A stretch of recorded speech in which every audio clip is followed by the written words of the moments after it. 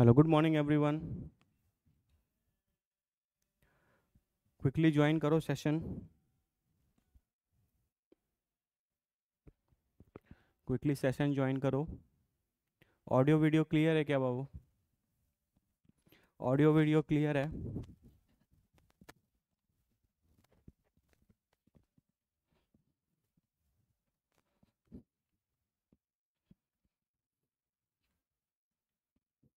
चलो ठीक है। तो लास्ट क्लास में हम लोग ऑक्सी एसिड कंप्लीट करके सम इम्पॉर्टेंट स्ट्रक्चर्स स्टार्ट किए थे, है ना। मुझे याद है कि मैंने आपको थायोसल्फेट वगैरह का स्ट्रक्चर डिटेल में एक्सप्लेन किया था। बहुत इंपॉर्टेंट है बाबू वो सारी चीज़ें। इस पर्टिकुलर टॉपिक में हम जितने भी स्ट्रक्चर्स बनाएं, सम इम्पॉर्टेंट स्ट्रक्चर्स में जितने भी स्ट्रक्चर्स बनाएं, वो सब स्ट्रक्चर्स जेई एडवांस जैसे एग्जाम्स के लिए बहुत इंपॉर्टेंट है। ठीक है, जब आप पीवाईक्यू बनाएंगे या हम भी आपको कुछ अच्छे पीवाईक्यूज कराएंगे, है ना, तो उसमें आप देखना ये सारे स्ट्रक्चर्स अक्सर अक्सर मौजूद रहते हैं क्वेश्चंस में। ठीक है, तो इनको लाइटली नहीं लेना है। ठीक है, क्लियर है? चलो, तो आज हम लोग अपनी कहानी स्टार्ट करते हैं। उसके बाद एक होता है बाबू, पॉली फॉस्फोरिक एसिड सीरीज।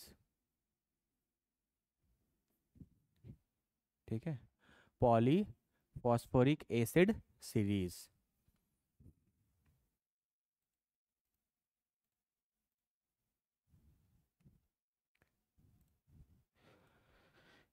ठीक है, पॉलीफॉस्फोरिक एसिड सीरीज। ठीक है, जैसे फॉर एग्जांपल मेरे पास दो मॉलिक्यूल ऑफ या दो मॉलिक्यूल है मेरे पास H3PO4 के, और इसमें से मैंने एक H2O बाहर निकाल दिया। तो क्या बचेगा बताओ? 6 में से 2 चला जाएगा तो H4P2O7। आपने दो मॉलिक्यूल ऑफ H3PO4 में से एक निकाला है, तो आप इस एसिड का नाम क्या लिखेंगे? Pyro phosphoric acid. क्या लिखोगे? Pyro phosphoric acid. याद है ना, प्रीफिक्सेस हमने लास्ट क्लास में पढ़े थे। अगर आप एक मॉलिक्यूल में से एक वन वाटर मॉलिक्यूल बाहर निकालेंगे तो मेटा यूज करते हैं, दो में से एक निकालेंगे तो पायरो यूज करेंगे। ठीक है, सिमिलरली इसी तरीके से अगर तुम तीन मॉलिक्यूल ऑफ H3PO4 ले लो और इसमें से दो वाटर बाहर निकाल दो, दो में से एक, तीन में से दो, तो क्या बचेगा बताओ? ये 9 में से 4 चला जाएगा, H5 बचेगा, P3 बचेगा, और 4 3 ज़ा 12, 12 में से 2 चला जाएगा तो O10 बचेगा। H5P3O10। सही है। उसी तरीके से तुम चार H3PO4 में से तीन वाटर का मॉलिक्यूल बाहर निकाल दो, 3H2O बाहर निकाल दो। ठीक है, तो कितना हो जाएगा? 12 में से 6 चला जाएगा तो 6 बचेगा, P4 हो जाएगा, और 4 4 ज़ा 16, 16 में से 3 चला जाएगा तो 13 बचेगा।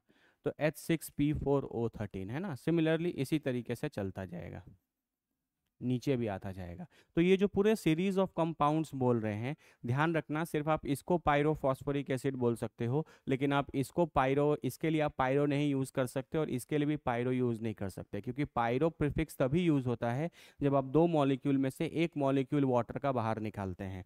यहाँ पे तीन मॉलिक्यूल में से दो निकाला है, चार में से तीन निकाला है, तो इनके लिए पायरो प्रीफिक्स का यूज नहीं होगा, है ना। इन कॉमनली ये जो पूरा सीरीज बन रहा है ना, इसको आप बिल्कुल पायरोफॉस्फोरिक एसिड बोल सकते हैं। दुनिया का कोई ताकत इसको गलत नहीं बोल सकता। ठीक है, तो ये सारे ये जो सीरीज ऑफ कंपाउंड्स बोल रहे हैं, इसी सीरीज ऑफ कंपाउंड्स को हम लोग बोलते हैं पॉलीफॉस्फोरिक एसिड सीरीज, है ना। जैसे इसका नाम अगर लिखना होगा तो हम इसका एक नाम और लिख सकते हैं, हम इसको लिख सकते हैं डाई फॉस्फोरिक एसिड। ठीक है, इसके लिए हम लिख सकते हैं ट्राई पॉली फॉस्फोरिक एसिड। ठीक है, इसके लिए हम यूज़ कर सकते हैं, चार में से निकाला गया है तो टेट्रा पॉली फॉस्फोरिक एसिड, है ना। इसी तरीके से यहाँ पे भी डाई पॉली होगा, डाई पॉली फॉस्फोरिक एसिड। ठीक है, तो ये सीरीज ऑफ कंपाउंड है। इसके नीचे अगर आप 5 से निकालेंगे तो पेंटा पॉलीफॉस्फोरिक एसिड लिख सकते हैं। तो ये जो पूरा सीरीज ऑफ कंपाउंड्स यहाँ पर आपको मिल रहा है, ये जो पूरा सीरीज ऑफ कंपाउंड आपको यहाँ पर मिल रहा है, इसी सीरीज को हम लोग बोलते हैं पॉलीफॉस्फोरिक एसिड सीरीज। क्लियर है? अब यहाँ पे ध्यान क्या रखना है, इनका स्ट्रक्चर्स कैसे बनाएंगे, ध्यान से देखो। जैसे H4P2O7 है, इसका स्ट्रक्चर तो आप पहले भी बना कर आए हैं, ठीक है। जैसे आपका एक H3PO4 क्या होता है, दो H3PO4 में से एक वाटर निकालना है। तो अगर आप ध्यान दो तो ये आपका एक H3PO4 है। सिमिलरली आपका एक और H3PO4 होगा।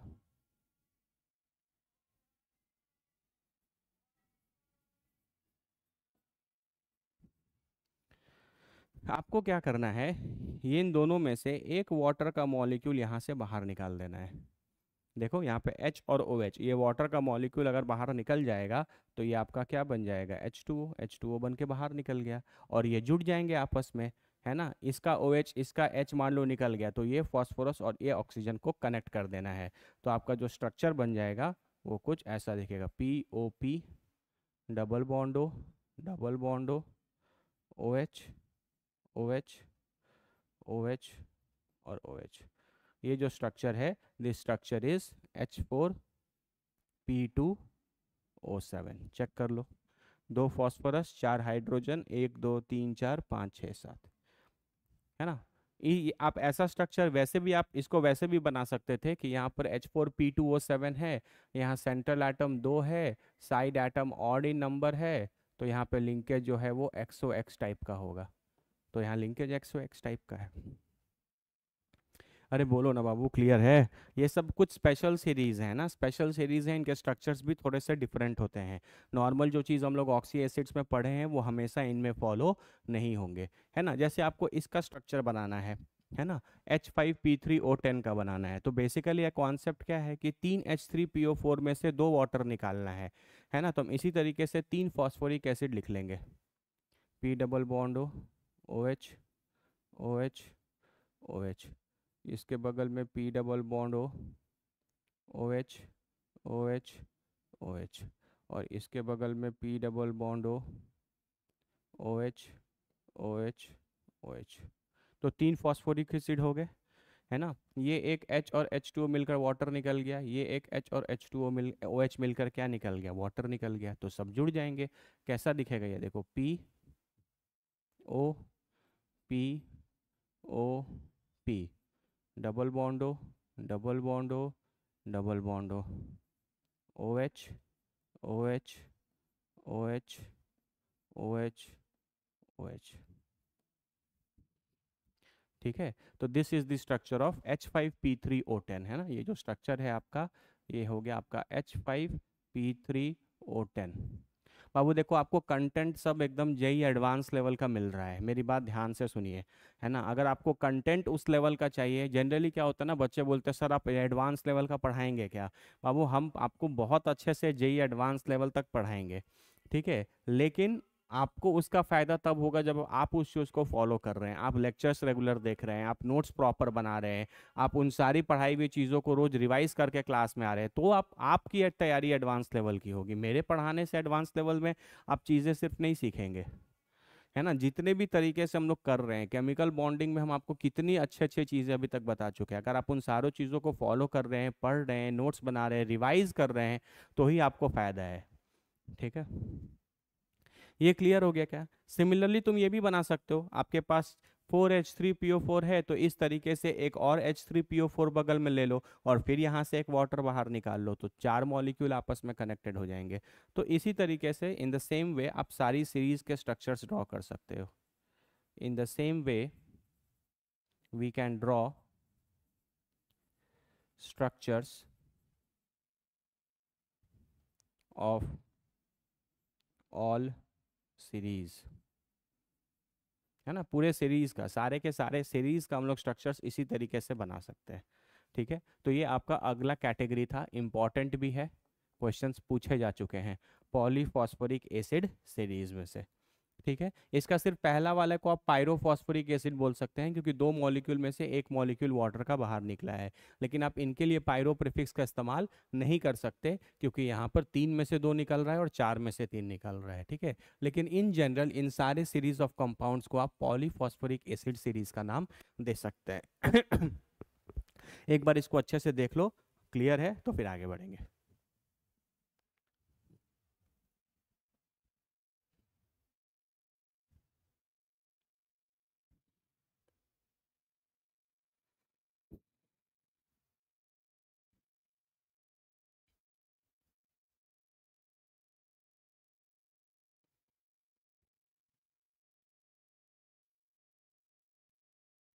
ठीक है, चलो अगला जो स्ट्रक्चर है बाबू आपका,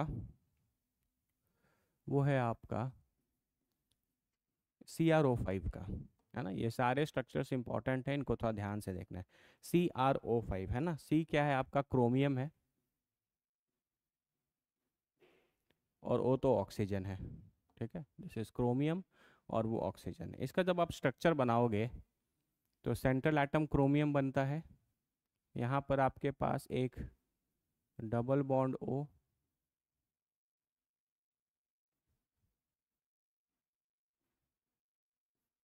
इस तरीके का स्ट्रक्चर बनता है ना। इस स्ट्रक्चर का एक स्पेशल नाम भी है, देखने में ये बटरफ्लाई जैसा लगता है, इसके लिए इसको बोलते हैं बटरफ्लाई स्ट्रक्चर। देखने में ये बटरफ्लाई की तरह लगता है, इसीलिए इस स्ट्रक्चर का नाम बटरफ्लाई स्ट्रक्चर भी है ना। This is chromium O5। देखो क्रोमियम है, 5 ऑक्सीजन है। इसमें सारे ऑक्सीजन का अगर आप ऑक्सीडेशन स्टेट निकालने की कोशिश करिएगा तो क्रोमियम और ऑक्सीजन में ऑक्सीजन ज़्यादा इलेक्ट्रोनेगेटिव है तो -1, यहाँ पे भी -1, यहाँ पे भी -1, यहाँ पे भी -1।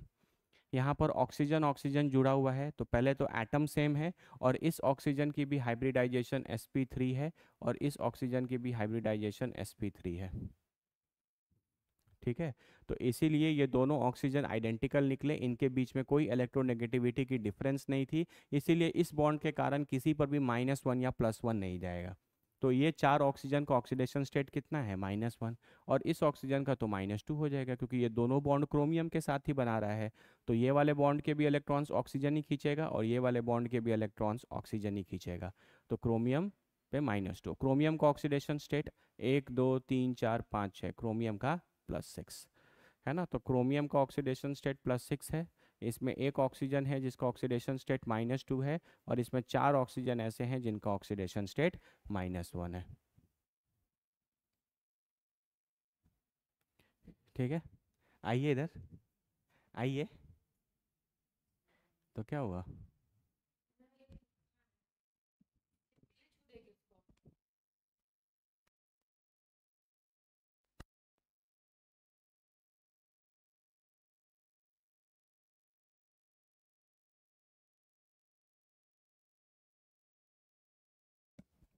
ठीक है,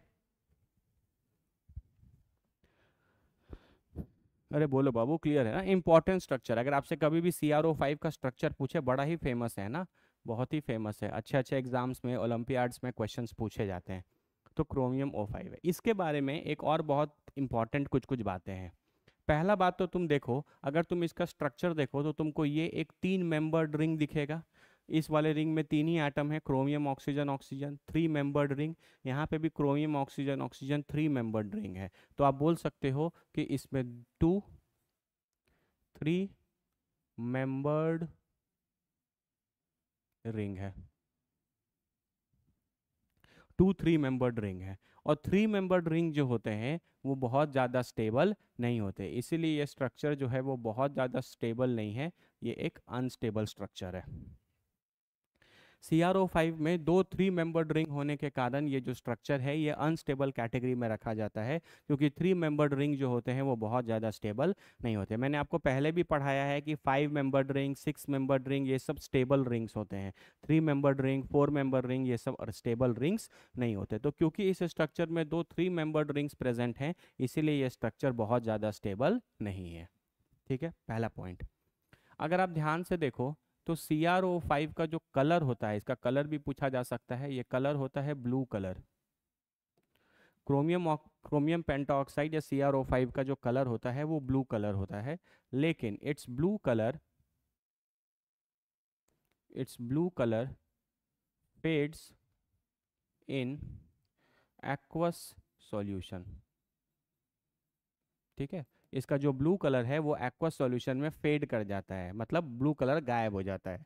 ठीक है, लेकिन if you put it in organic solvent, है ना, ऑर्गेनिक सॉल्वेंट लाइक ईथर, है ना, ईथर।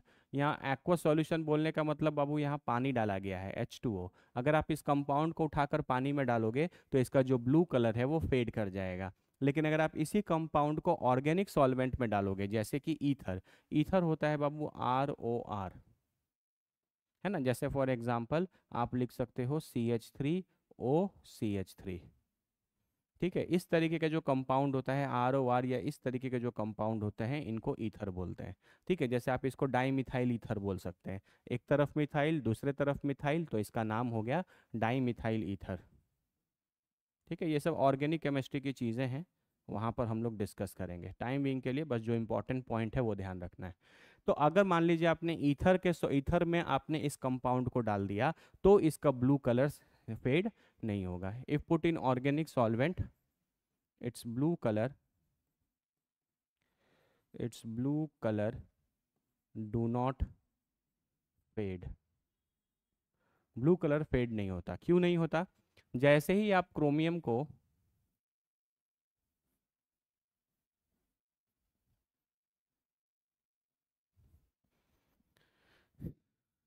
ठीक है, इस तरीके से आप बनाओगे तो जब आप ईथर के साथ इसको बनाते हो तो ये एक एडक्ट का फॉर्मेशन करता है, एडक्ट, एडक्ट फॉर्मेशन। ठीक है, ये जो ईथर है ना ये इस तरीके से ROR से इस तरीके से कनेक्ट हो जाएगा, मतलब ईथर जो आएगा वो क्रोमियम के साथ एक बॉन्ड बना लेगा, है ना। इस बॉन्ड फॉर्मेशन का ही नाम है एडक्ट फॉर्मेशन, और इस बॉन्ड फॉर्मेशन के कारण इसका जो ब्लू कलर है वो फेड नहीं होता। बस मोटी मोटी इंपॉर्टेंट बातें ध्यान रखनी है। क्रोमियम पेंटॉक्साइड CrO5 ऐसा दिखता है, इसमें क्रोमियम का ऑक्सीडेशन स्टेट +6, 4 ऑक्सीजन के ऑक्सीडेशन स्टेट्स -1 और 1 ऑक्सीजन का ऑक्सीडेशन स्टेट -2 होता है। इसमें 2 3 मेंबर्ड रिंग होते हैं, इसलिए ये बहुत ज़्यादा स्टेबल नहीं होता, अनस्टेबल कैटेगरी में होता है, क्योंकि 3 मेंबर्ड रिंग अनस्टेबल होता है। इसका जो कलर पूछे वो ब्लू कलर है। अब कलर से एसोसिएटेड दो बातें हैं, अगर आप इस कंपाउंड को उठाकर पानी में डालोगे तो इसका ब्लू कलर जो है वो फेड कर जाता है ना। लेकिन अगर आप इस कंपाउंड को उठाकर किसी ऑर्गेनिक सॉल्वेंट में डालेंगे जैसे कि ईथर में, तो इसका ब्लू कलर फेड नहीं होता। क्यों ब्लू कलर फेड नहीं होता? क्योंकि ईथर इसके साथ एक बॉन्ड बना लेता है ना, और इस बॉन्ड के फॉर्मेशन को या इस तरीके के फॉर्मेशन को हम एडक्ट बोलते हैं। तो कोई आपसे पूछे कि CrO5 का कलर ऑर्गेनिक सॉल्वेंट्स में या ईथर के सॉल्वेंट्स में क्यों फेड नहीं करता, तो बस लिखना है due to formation of adduct, या ये स्ट्रक्चर बना देना है। ठीक है, तो this is all about structure of CrO5। CrO5 के बारे में आपको इतनी बातें अच्छे से पता होनी चाहिए। ठीक है, अरे बोलो चमका क्या? अच्छे से देख लो बाबू, जो जो बातें मैंने आपको बताया है प्लीज़ इसको अच्छे से देख लीजिए।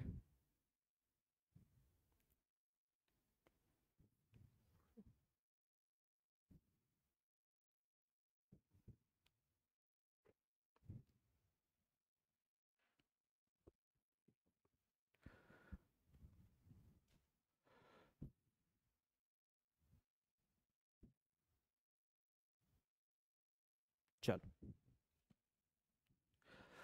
अगला स्ट्रक्चर है आपका P4O10। P4O10 है ना, ये एक साइक्लिक स्ट्रक्चर है क्योंकि सेंट्रल एटम यहाँ पर >2 है ना। तो P4O10 का जो स्ट्रक्चर है वो एक साइक्लिक स्ट्रक्चर होता है। ठीक है, तो कैसा होता है देखो। एक बात बताओ, मैंने तुमको हमेशा बताया है कि जब कभी भी आप साइक्लिक स्ट्रक्चर लो तो इसमें सेंट्रल एटम कितने हैं? 4। और ऑक्सीजन हो गया साइड एटम, वो कितने हैं 10। तो जितने सेंट्रल एटम रहते हैं उतने ही साइड एटम लेकर एक रिंग बनाओ। तो 4 सेंट्रल एटम फॉस्फोरस और 4 ऑक्सीजन मिलेगा तो रिंग कितना मेंबर्ड बनेगा, 8 मेंबर्ड रिंग बनेगा, है ना।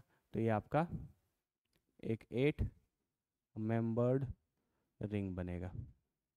ठीक है, phosphorus, oxygen, phosphorus, oxygen, phosphorus,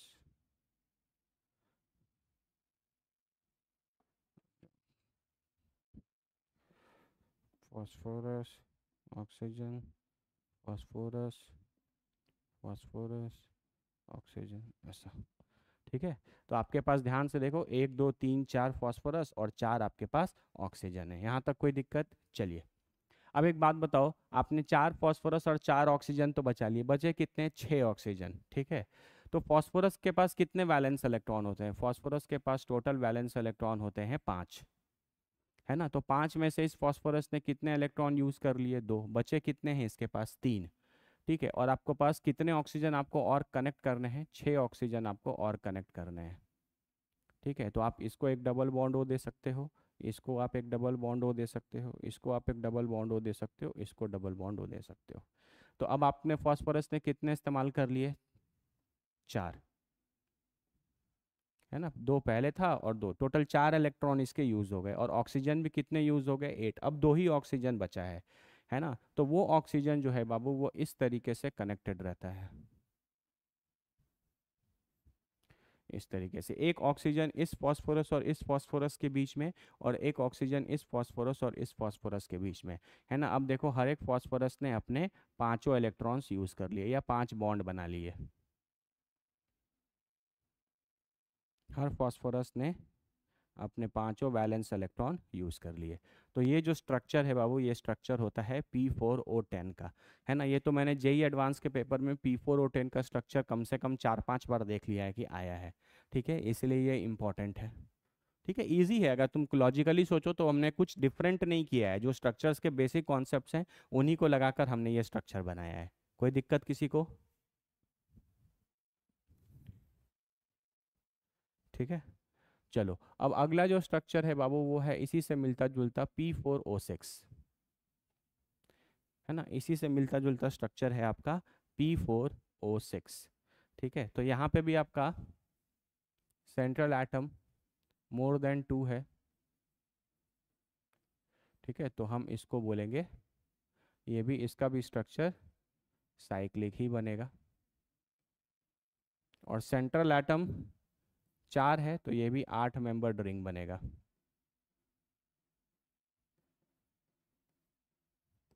ठीक है, इसका भी स्ट्रक्चर बाबू एग्जैक्टली हु बहू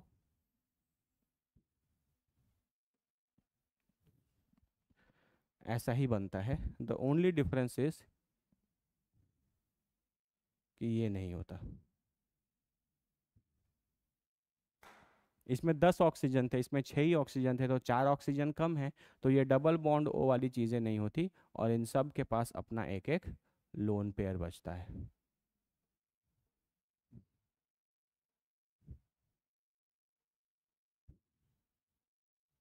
ठीक है, इन सब के पास अपना एक एक लोन पेयर बचता है। क्योंकि फॉस्फोरस के पास 5 वैलेंस इलेक्ट्रॉन होते हैं, तो इसने 3 इलेक्ट्रॉन को यूज करके 3 बॉन्ड बनाए, तो 2 इलेक्ट्रॉन बचे हुए हैं, तो ये लोन पेयर के फॉर्म में रहता है ना। तो this is the structure of P4O10 and this is the structure of P4O6। ठीक है ना। जैसे मान लो हम तुमसे क्वेश्चन पूछें कि इसमें कितने POP लिंकेज है, बताओ। POP लिंकेज कितना है ना। हाँ, what are the number of, या number of POP linkages in P4O10, count करो कितने हैं। 1 2 3 4 5 6। तो कितने POP लिंकेज हैं, 6। इसमें भी 6 हैं। ठीक है, कितने P double bond O linkage हैं, मान लो तुमसे पूछे कितने P double bond O linkage हैं। 1 2 3 4, 4। इसमें आपसे पूछे number of lone pair presents, number of lone pair in P4O6, कितने लोन पेयर्स हैं। तो ये 4 फास्फोरस के तो लोन पेयर आपको दिख ही रहे हैं। और ये जितने भी ऑक्सीजन है, ये जब भी ऑक्सीजन दो बॉन्ड बनाता है तो इसके पास दो लोन पेयर रहता है। ऑक्सीजन के पास टोटल 6 वैलेंस इलेक्ट्रॉन होते हैं। तो इस वैलेंस इलेक्ट्रॉन और इस वैलेंस इलेक्ट्रॉन से तो इसने बॉन्ड बना लिया, बचे कितने, 4। तो जब जब ऑक्सीजन दो बॉन्ड बनाता है तो उसके पास दो लोन पेयर होता है। तो दो, फिर दो 4, दो 6, दो 8, दो 10 और दो 12, है ना। 2 4 6 8 10 12 और 4 फॉस्फोरस के, तो टोटल कितने लोन पेयर हो जाएंगे, 16। तो इस टाइप के क्वेश्चंस का आंसर आप तभी दे पाएंगे जब आपको पता होगा कि स्ट्रक्चर कैसा है इनका, है ना। मान लो सिंपल सा स्ट्रक्चर मेंस में ही आ गया, number of lone pair in P4O6 तो P4O6 में कितने लोन पेयर हैं ये तो अब आपको तब पता चलेगा जब आप इनके स्ट्रक्चर्स ड्रॉ करेंगे। जब तक आप स्ट्रक्चर नहीं ड्रॉ करेंगे तब तक आपको P4O6 में कितने लोन पेयर हैं ये पता नहीं चलेगा, है ना। यहाँ फॉस्फोरस के पास 4 लोन पेयर थे और हर एक ऑक्सीजन के पास दो दो लोन पेयर है। तो 6 ऑक्सीजन का 12 हो गया और 4 फॉस्फोरस का 16। तो आंसर हो गया 16। इस टाइप के क्वेश्चन में पूछ सकता है कि कितने P4O10 में बताइए कि कितने POP लिंकेज हैं। तो P4O10 में टोटल 6 POP लिंकेज है। ठीक है, देख लो एक बार इनको अच्छे से देख लो, फिर आगे बढ़ते हैं। इसी तरीके से सम इंपॉर्टेंट स्ट्रक्चर्स में इसी तरीके से छोटे छोटे और दो तीन स्ट्रक्चर्स हैं, उनको कंप्लीट कर लेंगे, फिर अपना टॉपिक कंप्लीट हो जाएगा। अरे बोलो, चमका कि नहीं चमका?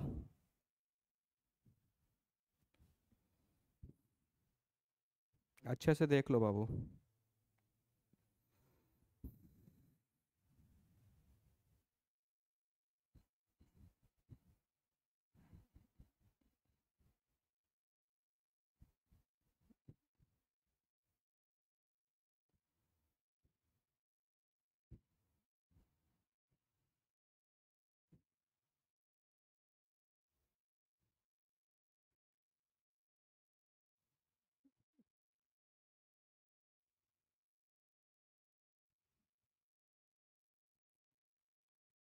चलो,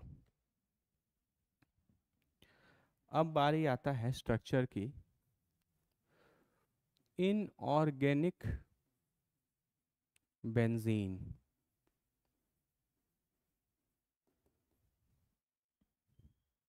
ठीक है। इनऑर्गेनिक बेंजीन ये स्ट्रक्चर है, इनऑर्गेनिक बेंजीन, ठीक है। तो इनऑर्गेनिक बेंजीन जो है इसको हम लोग बोलते हैं B3N3H6। B3N3H6 को हम लोग इनऑर्गेनिक बेंजीन बोलते हैं, ठीक है। एक बेंजीन ऑर्गेनिक में भी होता है ना, या पढ़े होंगे 10th क्लास में। एक ऑर्गेनिक बेंजीन भी होता है, या नॉर्मली इसको बेंजीन बोलते हैं ना, वो होता है C6H6, है ना। C6H6 आप स्ट्रक्चर ड्रॉ करेंगे तो इस तरीके का स्ट्रक्चर बनता है, हेक्सागन ऐसा, ठीक है। इस स्ट्रक्चर को आप बोलते हैं नॉर्मल ऑर्गेनिक बेंजीन, ठीक है। और ये आपका इनऑर्गेनिक बेंजीन है ना। इसको इनऑर्गेनिक बेंजीन इस देखो, ऑर्गेनिक इसलिए बोला जाता है क्योंकि यहाँ कार्बन प्रेजेंट है, कार्बन के कंपाउंड्स को हम लोग ऑर्गेनिक केमिस्ट्री में डील करते हैं, इसीलिए इसको ऑर्गेनिक बोलते हैं। यहाँ कार्बन तो है नहीं, 6 कार्बन के जगह, 6 कार्बन के जगह यहाँ 3 बोरॉन है और 3 नाइट्रोजन है, ठीक है। इसीलिए इसको ऑर्गेनिक तो नहीं बोल सकते, है ना, क्योंकि यहाँ पे कार्बन प्रेजेंट नहीं है, इसीलिए इसको इनऑर्गेनिक बोलते हैं। और बेंजीन इसलिए बोलते हैं क्योंकि जैसा ये स्ट्रक्चर दिखता है बहुत हद तक इसका भी स्ट्रक्चर वैसा ही दिखता है, ठीक है। इसलिए स्ट्रक्चर में सिमिलैरिटी है, द ओनली डिफरेंस इज कि वहाँ 6 कार्बन है और यहाँ पर उसी 6 कार्बन के जगह 3 बोरॉन और 3 नाइट्रोजन है, और स्ट्रक्चर बेंजीन जैसा ही दिखता है, ठीक है। इसीलिए हम लोग इसको बोलते हैं इनऑर्गेनिक बेंजीन, ठीक है। चलो आप बताओ, जब भी आप B3N3H6 को देखोगे तो यहाँ पर आपके पास सेंट्रल एटम कौन बनेगा, बोरॉन, और वो कितना है, 3। साइड एटम कौन बनेगा, नाइट्रोजन, और वो भी बनेगा 3। सारे के सारे कंडीशंस जो है वो सेटिस्फाइड हैं साइक्लिक स्ट्रक्चर के लिए। साइक्लिक स्ट्रक्चर के लिए सेंट्रल एटम 2 से ज़्यादा होना चाहिए और साइड एटम या तो सेंट्रल एटम के बराबर या उससे ज़्यादा होना चाहिए। तो बताओ कितना मेंबर्ड रिंग बनाओगे, 3 बोरॉन है तो तीनों नाइट्रोजन लेकर के हम एक 6 मेंबर्ड रिंग बनाएंगे, ठीक है। चलो, तो यहाँ सबसे पहले मान लीजिए आपके पास बोरॉन है, फिर नाइट्रोजन है, फिर बोरॉन है,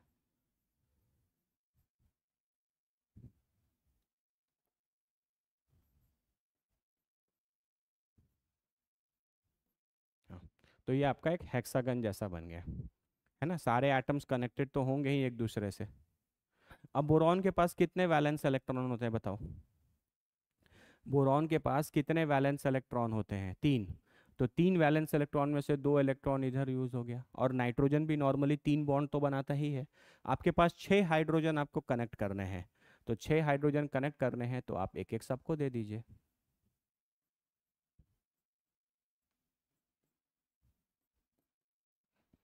है ना, देखो B3N3H6, है ना, यहाँ पे थोड़ा सा एक डबल बॉन्ड ऐसा कोऑर्डिनेट होता है ऐसा।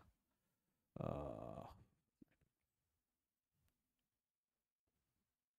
इस तरीके से, है ना। नाइट्रोजन जो है वो नॉर्मली कितने बॉन्ड बना सकता है? मैक्सिमम चार। बोरॉन तो तीन ही बना सकता है, लेकिन नाइट्रोजन मैक्सिमम चार बना सकता है। तो इसके पास जो एक लोन पेयर है, उस लोन पेयर से ये कोऑर्डिनेट बॉन्ड बनाता है।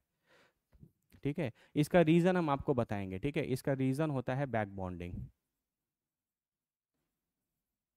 है ना, ये जो एक्स्ट्रा येलो वाला जो बॉन्ड बन रहा है, इसका रीजन होता है बैक बॉन्डिंग। है ना, बैक बॉन्डिंग क्या है ये हम लोग आगे आने वाले क्लासेस में डिस्कस होंगे, लेटर डिस्कस होंगे। अभी बस स्ट्रक्चर पर फोकस करो।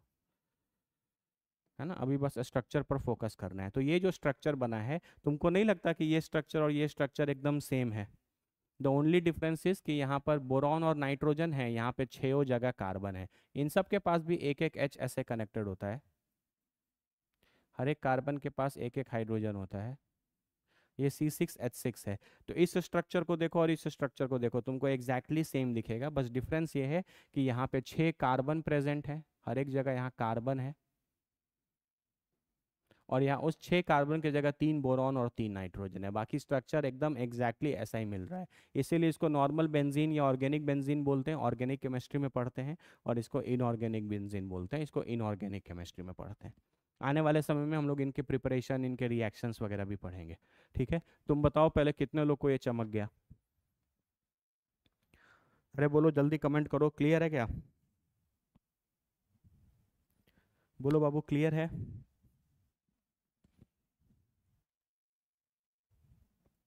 चलो आगे बढ़ते हैं। ये सब स्ट्रक्चर देखो प्रैक्टिस का चीज है बाबू। आप रेगुलर रिवाइज करोगे, सारे स्ट्रक्चर्स को रफ कॉपी पे खुद से बनाओगे, तुमसे भी बन जाएंगे।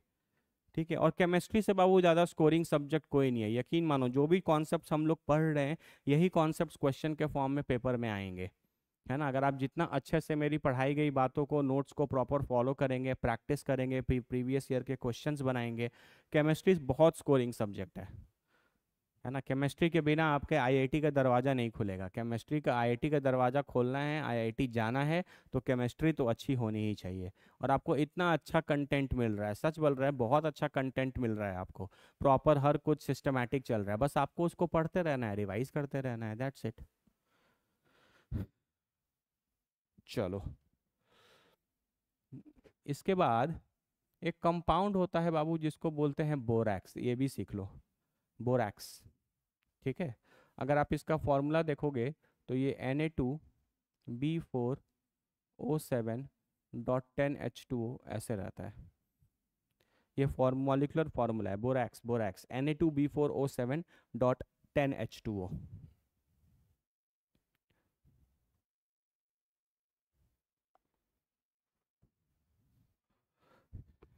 ठीक है, डिस्टर्ब मत किया करो यार। Na2B4O7.10H2O, ठीक है।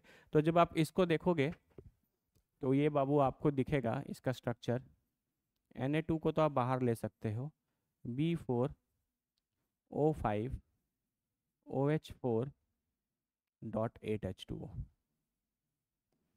बाबू देखो, ये ना झांसा देने वाला फॉर्मूला है। ये फॉर्मूला तुम अक्सर देखोगे बोरैक्स के लिए लिखा हुआ, लेकिन जब आप स्ट्रक्चर के एस्पेक्ट में सोचिएगा तो ये ज़्यादा करेक्ट है। कहने को तो तुम एटम एलिमेंट जोड़ोगे तो इतने ही दिखेंगे, Na2B4O7.10H2O, लेकिन एक्चुअली जो स्ट्रक्चर होता है वो ये होता है, Na2B4O5OH4 और 8H2O। पहला ही क्वेश्चन अगर आपसे पूछे कि बोरैक्स में कितने वाटर ऑफ क्रिस्टलाइजेशन है, बोरैक्स में कितने आपके पास वाटर ऑफ क्रिस्टलाइजेशन है, ठीक है, तो यहाँ पर आपको दिखता है 10, लेकिन एक्चुअली है कितना? 8। ये जो डॉट H2 वाली चीज़ें लिखी रहती हैं, इन्हीं को आप वाटर ऑफ क्रिस्टलाइजेशन बोलते हैं। तो इसका करेक्ट आंसर है 8। ठीक है। आप स्ट्रक्चर में देखोगे फॉर्मूला में .10H2O लगा रहता है, तो बच्चों को लगता है .10H2O है तो वो, लेकिन एक्चुअली उसमें से उसमें से बेसिकली 4 हाइड्रोजन और 2 ऑक्सीजन इस तरफ आ गए हैं, है ना, और ऐसा दिख रहा है आपको। ठीक है, तो स्ट्रक्चर बनाने के लिए इसको ध्यान में रखना है। तो तुम बताओ फिर यहाँ पे बेसिकली तुमको स्ट्रक्चर इस बीच वाले चीज का बनाना है, B4O5 OH4। .H2 ऐसे ही रहेंगे और Na2 भी ऐसे ही लगा रहेगा, उसमें कोई दिक्कत नहीं है। ठीक है, इसके स्ट्रक्चर्स आपको बनाने हैं, तो कैसे बनाओगे? अब आपके पास फिर वही चीज़ देखो, सेंट्रल एटम बोरॉन है और ये 4 है, साइड एटम आपका ऑक्सीजन है। ठीक है, तो आप जितने सेंट्रल एटम उतने ही साइड एटम लेकर एक रिंग बना लो। ठीक है, तो जब आप रिंग बनाओगे तो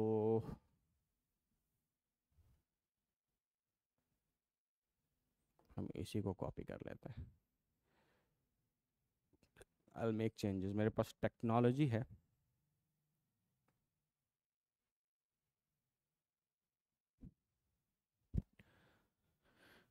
तो हम इस्तेमाल कर सकते हैं। ठीक है,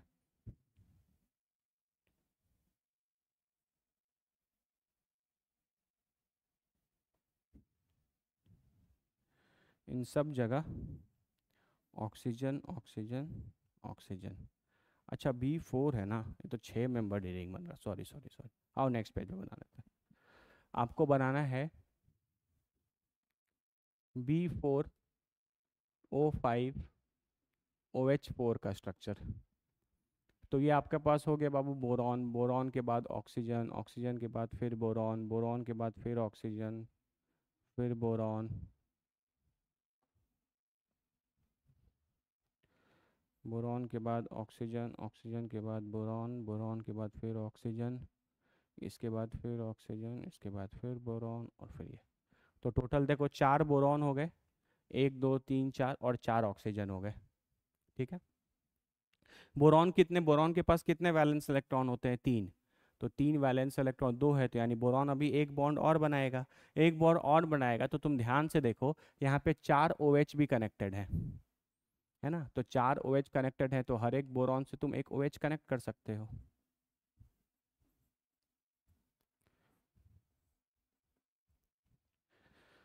ठीक है, तो ये जो स्ट्रक्चर बना इसमें 4 बोरॉन हो गए, B4 हो गया, ऑक्सीजन कितने हो गए, OH हो गए 4, 4 OH भी हो गए, और 1 2 3 4 अभी एक ऑक्सीजन बचा है।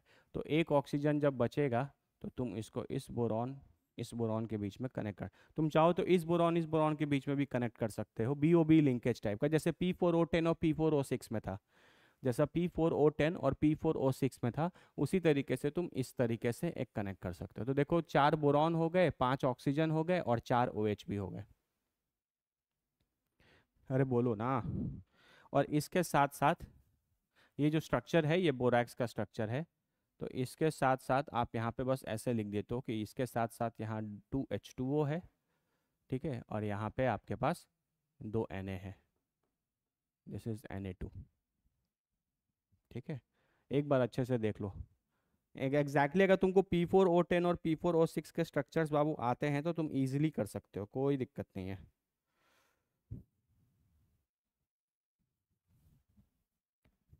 ठीक है, यहाँ पे माइनस और माइनस आ जाएगा। बोरॉन के पास 3 ही इलेक्ट्रॉन होते हैं ना, चौथा बॉन्ड वो बनाएगा तो ऑक्सीजन अपना इलेक्ट्रॉन उसको देगा, फिर बॉन्ड बनाएगा, तो नॉर्मल सेंस में यहाँ माइनस माइनस है, तभी तो यहाँ 2 बाहर Na+ भी है। ये Na2 है ना, तो ये जब टूटेगा तो ये 2Na+ आएगा, इससे 2Na+ आएगा, तो इस पूरे चीज़ पे 2 माइनस भी होना चाहिए। तो यहाँ माइनस और यहाँ माइनस है।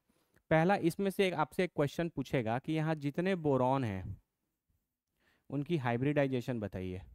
तो देखो इस बोरॉन ने 3 बॉन्ड बनाए हैं तो ये sp2 है, इस बोरॉन ने भी 3 बॉन्ड बनाए हैं तो ये sp2 है, लेकिन इसने 4 बॉन्ड बनाए हैं, 4 सिग्मा बॉन्ड, तो इसका स्टेरिक नंबर 4 आएगा। तो इनका हाइब्रिडाइजेशन sp3 होगा। तो बोरॉन में 2 बोरॉन जो हैं वो sp2 हैं, और जो 3 बोरॉन हैं वो sp3 है। सॉरी, 2 बोरॉन जो हैं वो sp3 है ना। तो तुमसे पूछेगा कि क्या ये पूरा का पूरा स्ट्रक्चर प्लेनर है? क्या ये पूरा का पूरा स्ट्रक्चर प्लेनर है? नहीं, ये पूरा का पूरा स्ट्रक्चर क्या हो जाएगा? Non planar. बाबू एक बात हमेशा याद रखना, प्लेनर स्ट्रक्चर वही होगा जिसमें ऑल एटम्स sp2 हाइब्रिडाइज्ड होंगे।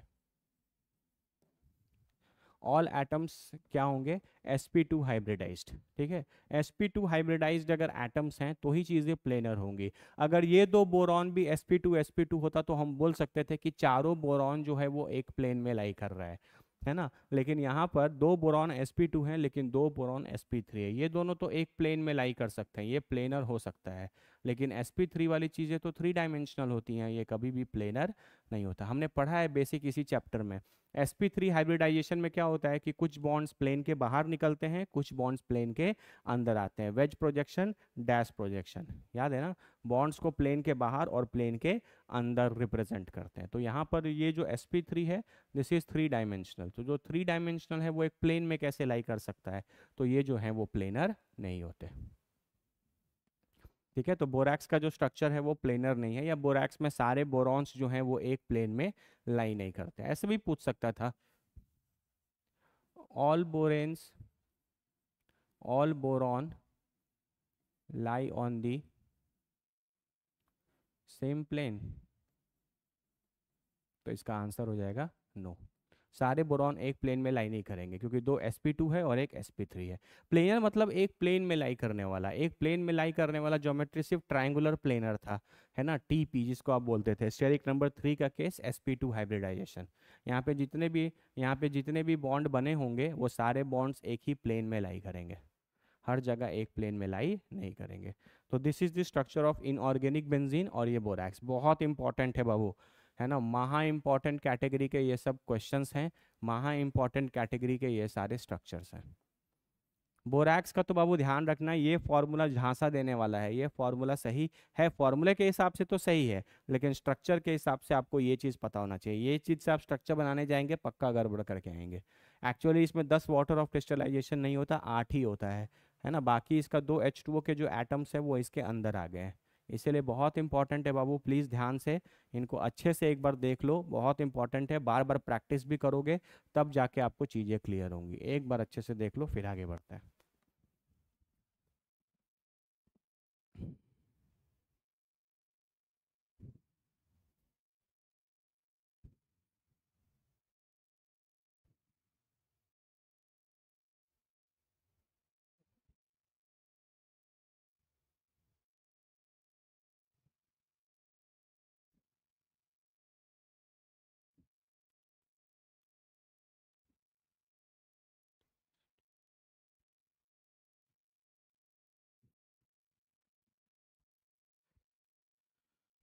क्लियर है? चलो,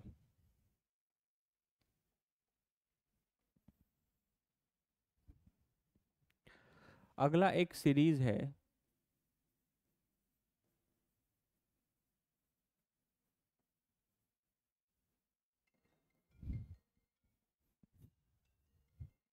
जिसको हम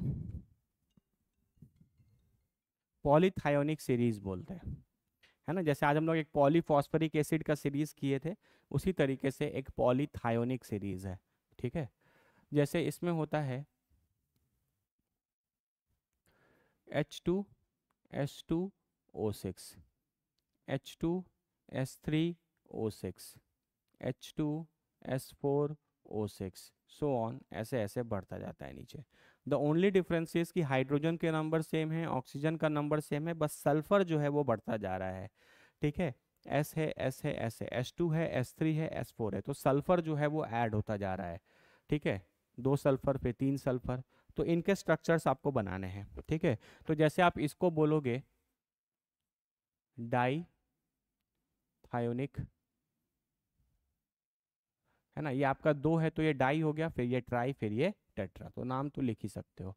स्ट्रक्चर बनाने बाबू जाओगे तो जैसे मान लो आप H2S2O6 का स्ट्रक्चर अगर आप बनाओ, तो यहाँ पे सेंट्रल एटम कौन बनेगा? सल्फर, और वो दो इन नंबर है। और साइड एटम कौन बनेगा? ऑक्सीजन, और वो 6 है, मतलब ये इवन है। तो इवन है तो लिंकेज किस टाइप का होगा? या तो XX टाइप का, या तो XOX टाइप का। ठीक है, तो थोड़ा कैलकुलेट करो, यहाँ पे देखो, ये हो जाएगा 1 × 2, प्लस सल्फर के लिए 2x, -12 इक्वल टू 0। तो 2x minus 10 is equal to 0, तो x इज इक्वल टू +5। तो सल्फर का ऑक्सीडेशन स्टेट +5 आ रहा है, जो कि इन रेंज है। तो रेंज के अंदर है तो लिंकेज XX टाइप का होगा। ठीक है, ये सारे कॉन्सेप्ट्स हम लोग पीछे पढ़ कर आए हैं, है ना। जब भी इवन इन नंबर होता है तो ये दोनों तरीके के लिंकेजेस पॉसिबल हैं, और दोनों तरीके के बाबू लिंकेजेस अगर पॉसिबल हैं तो आपको ध्यान ये रखना है कि आप ऑक्सीडेशन नंबर निकालिए। अगर ऑक्सीडेशन नंबर रेंज के अंदर आता है तो ये वाला होता है, आउट ऑफ रेंज आता है तो ये वाला होता है। यानी ये पता चल गया कि SS ऐसे कनेक्टेड होंगे। तो जब आप स्ट्रक्चर बनाओगे SS, आप किसका स्ट्रक्चर बना रहे हो? H2S2O6 का। तो सल्फर सल्फर कनेक्ट हो गए। ये ऑक्सी एसिड है। क्या ये एसिड उन 4 एसिड में से है? नहीं। जिनकी बेसिसिटी जितने हाइड्रोजन्स दिखते थे उतनी नहीं होती थी, है ना। तो ये उन 4 एसिड्स में से नहीं है, मतलब जितने H हैं उतने OH भी होंगे। तो एक OH इसको दे दो, एक OH इसको दे दो। अब कितना ऑक्सीजन बचा? 4। डबल बॉन्ड हो, डबल बॉन्ड हो, डबल बॉन्ड हो, डबल बॉन्ड हो। तो ये स्ट्रक्चर हो गया आपका H2S2O6 का। अब आप अगर आप स्ट्रक्चर बनाओगे H2S3O6 का, तो आपको कुछ नहीं करना, बस एक सल्फर इन दोनों सल्फर के बीच में ऐड कर देना है, बाकी सारी चीज़ें सेम ही रहेंगी। ठीक है, बाकी सारी चीज़ें सेम ही रहेंगी, कुछ डिफरेंस नहीं है ना। सल्फर तो ऑक्सीजन फैमिली का है, तो वो 2 बॉन्ड तो आराम से बना सकता है, कोई दिक्कत नहीं। आपको स्ट्रक्चर बनाना है, मान लीजिए H2S4O6 का, तो एक और सल्फर आ गया तो एक और सल्फर बीच में ऐड हो जाएगा। तो जितने भी सल्फर अब होंगे वो बीच में सिर्फ ऐड होते चले जाएंगे। ये आपका OH हो गया, ये डबल बॉन्ड हो, ये डबल बॉन्ड हो, ये OH हो गया, ये डबल बॉन्ड हो, डबल बॉन्ड हो। तो ये स्ट्रक्चर हो गया आपका H2S4O6 का, है ना। बस आपको नंबर ऑफ सल्फर जो है वो बढ़ाते चले जाना है। इसके बाद अगर मान लीजिए आप H2S5O6 का बनाना सकते हैं, तो 1 2 3 4 5, 3 सल्फर बीच में ऐड हो गए, बाकी सारी चीज़ें सेम ही रहेंगी। ये OH, ये डबल बॉन्ड हो, ये डबल बॉन्ड हो, ये OH, ये डबल बॉन्ड हो, ये डबल बॉन्ड हो। ठीक है, तो बस यही यही आपका है थायोनिक सीरीज, पॉलीथायोनिक सीरीज आपका बस यही है। द स्ट्रक्चर भी बहुत इजी ही है, बस आपको SS लिंकेजेस बढ़ाते जाने हैं, SS लिंकेजेस इंक्रीज करते जाना है। हर बार एक एक सल्फर बढ़ता जा रहा है, तो वो सल्फर 2 सल्फर के बीच में बस लगते जा रहे हैं with the help of single bond. ये चीज़ देख लो अच्छे से, कोई डाउट है तो देख लो, नहीं तो फिर आगे बढ़ेंगे। ये जो है आपका, इसको बोलते हैं पॉलीथायोनिक सीरीज।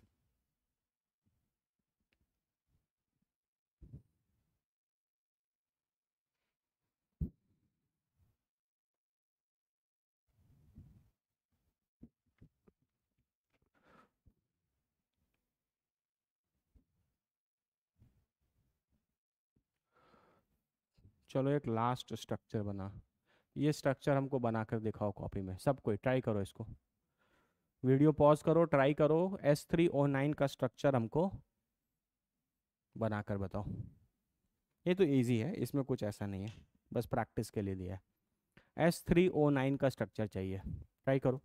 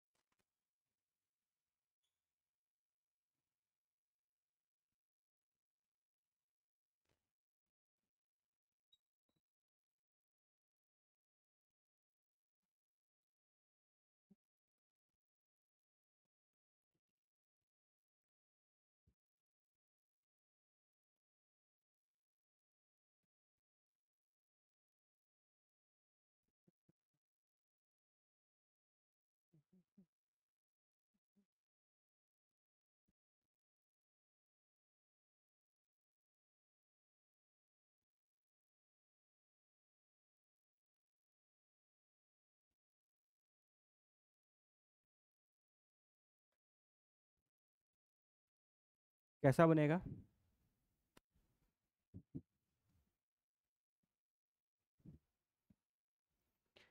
कैसा बनाओगे बाबू? H3O9। देखो यहाँ सेंट्रल एटम फिर आपका सल्फर है वो 3 है, साइड एटम ऑक्सीजन है वो 9 है ना? तो आपका साइक्लिक स्ट्रक्चर बनेगा। जितने सेंट्रल एटम रहते हैं उतने ही आप साइड एटम ले लेते हैं, तो 3 3 6 का बनेगा। यानी sulphur, oxygen, sulphur, oxygen, oxygen, sulphur, 6 का रिंग बनेगा। सल्फर कितने बॉन्ड बनाता है? सल्फर के पास, सॉरी, सल्फर के पास कितने वैलेंस इलेक्ट्रॉन होते हैं? 6। 6 में से उसने कितने इस्तेमाल किए हैं? 2। तो 2 बाद 4 बचा हुआ है। कितने ऑक्सीजन बचे हुए हैं? 6 ऑक्सीजन बचे हुए हैं। तो इजी है, तुम इसको डबल बॉन्ड हो दे दो सबको।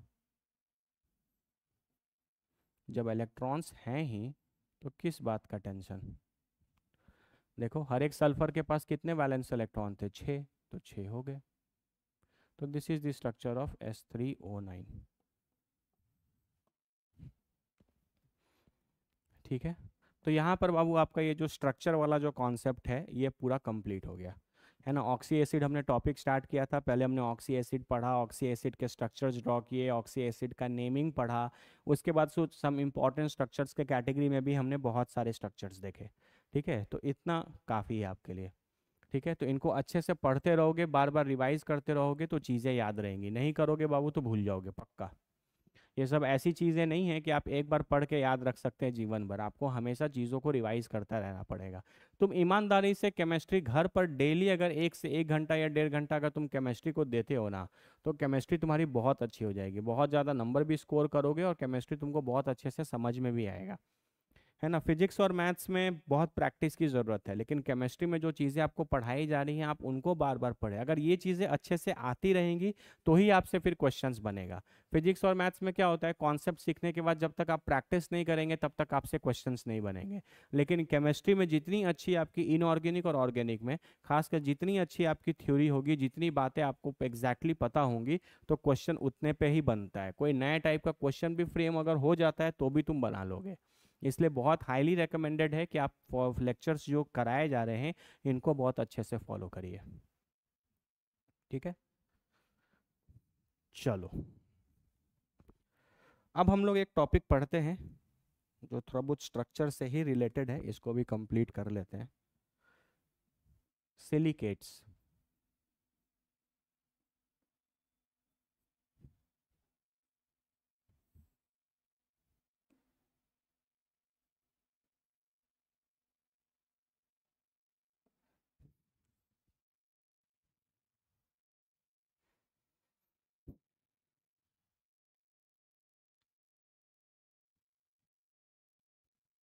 ठीक है, सिलिकेट्स। पहले कॉन्सेप्ट समझते हैं है क्या, उसके बाद फिर स्ट्रक्चर्स वगैरह पे चला जाएगा। इसमें बाबू इम्पॉर्टेंट क्या है बहुत ध्यान से समझना। ठीक है, जैसे हम कंपैरिजन करें ग्रुप 3 के एलिमेंट्स की, सॉरी ग्रुप 3 बोल रहे हैं, पीरियड 3 के एलिमेंट्स की।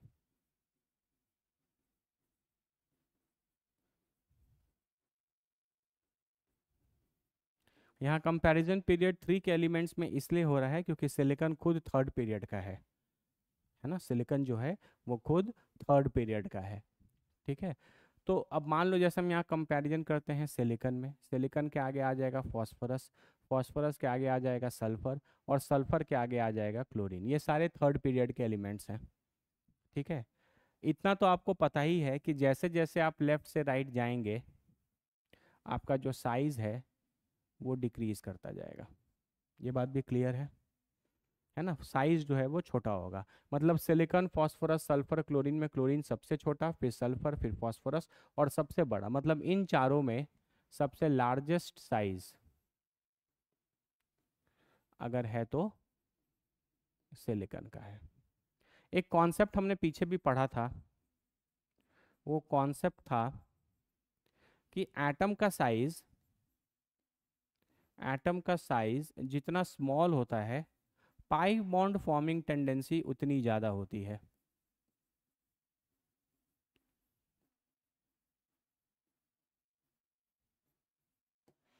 ना? अगर एटम आपके छोटे साइज के हैं है ना, तो उनमें लैटरल ओवरलैपिंग जो है वो ज़्यादा बेटर होता है, पाई बॉन्ड अच्छा बनता है। बड़े एटम्स जो होते हैं साइज के, वो जनरली पाई बॉन्ड बनाना प्रेफर नहीं करते। ये चीज़ आपको दिखेगा भी, जैसे हम इन चारों के एक कंपाउंड ले लेते हैं, ठीक है।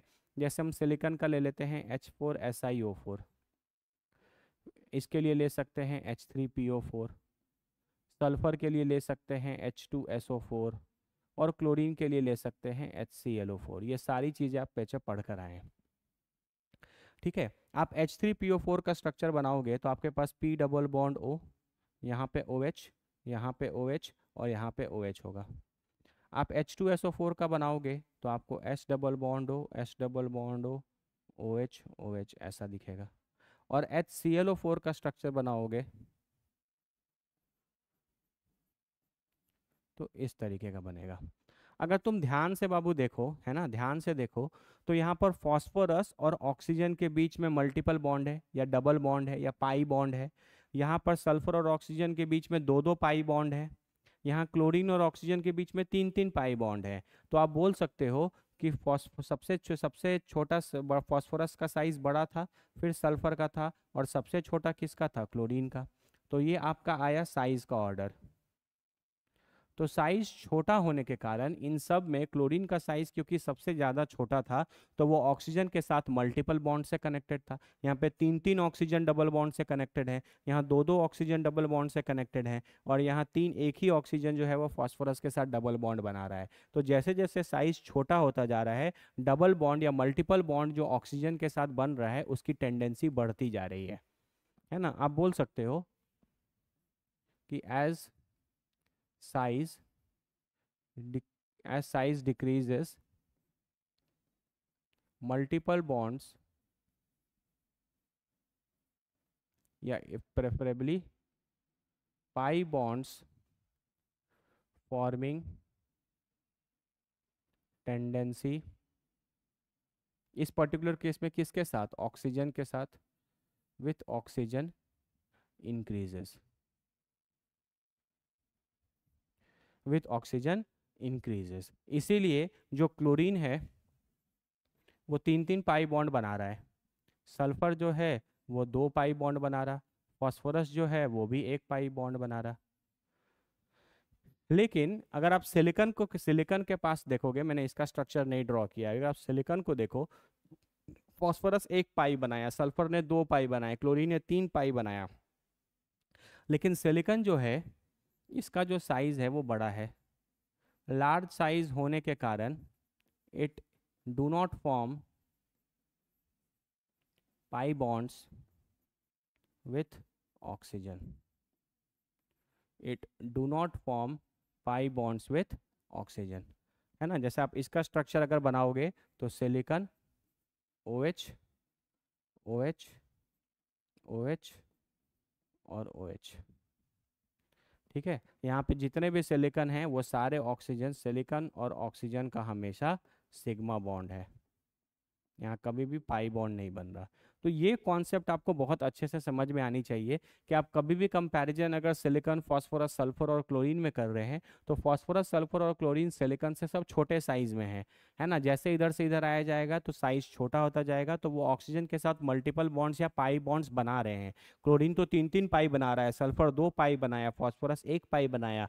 लेकिन सिलिकॉन का साइज बड़ा होने के कारण वो ऑक्सीजन से कभी भी मल्टीपल बॉन्ड से कनेक्ट नहीं हो पाता, है ना। सिलिकॉन के लार्ज साइज होने के कारण it do not form pi bond with oxygen. तो क्या पाई बॉन्ड नहीं कर सकते, तो it is always connected, it is always connected with sigma bond. वो हमेशा किससे कनेक्टेड होगा, सिग्मा बॉन्ड से, ठीक है। और सिग्मा बॉन्ड से कनेक्ट होने के कारण, सिग्मा बॉन्ड के साथ कनेक्ट होने के कारण ये बहुत अलग अलग तरीके के स्ट्रक्चर्स बनाता है, और इन स्ट्रक्चर्स को हम बोलते हैं सिलिकेट्स, और इस स्ट्रक्चर को बोलते हैं सिलिकेट्स, है ना। सिलिकेट्स जो हैं बहुत अलग अलग तरीके के सिलिकेट्स हैं, है ना, पांच छह टाइप के सिलिकेट्स हैं, उनको हम लोग अच्छे से डील करेंगे, ठीक है। तो ये जो अलग अलग तरीके के सिलिकेट्स हैं इन सब में SiO लिंकेज होता है। क्या होता है, SiO लिंकेज, मतलब सिलिकॉन और ऑक्सीजन के बीच में एक सिंगल बॉन्ड होता है और वो अलग अलग तरीके से कनेक्टेड रहते हैं, तो अलग अलग तरीके के सिलिकेट्स बनाते हैं। ठीक है, ये सबसे बेसिक फंडामेंटल है सिलिकेट्स टॉपिक का, कि सिलिकेट्स है क्या। सिलिकेट्स कुछ नहीं, सिलिकॉन और ऑक्सीजन के कंपाउंड है। सिलिकॉन और ऑक्सीजन का जो के कंपाउंड्स को आप बोलते हैं सिलिकेट्स। लेकिन कॉन्सेप्ट ये है कि सिलिकॉन और ऑक्सीजन के बीच में आप कभी भी पाई बॉन्ड नहीं बनाएंगे, हमेशा क्या बनाएंगे, सिंगल बॉन्ड। और जिस तरीके से वो अलग अलग अरेंजमेंट में एक दूसरे से कनेक्टेड रहेंगे, तो वो अलग अलग तरीके के सिलिकेट्स देंगे। तो पूरा बेसिक फंडामेंटल यही है। ठीक है, एक बार इसको अच्छे से देख लो, फिर हम लोग सिलिकेट स्टार्ट करते हैं। ठीक है, देख लो एक बार अच्छे से, पूरा प्रॉपर देख लो।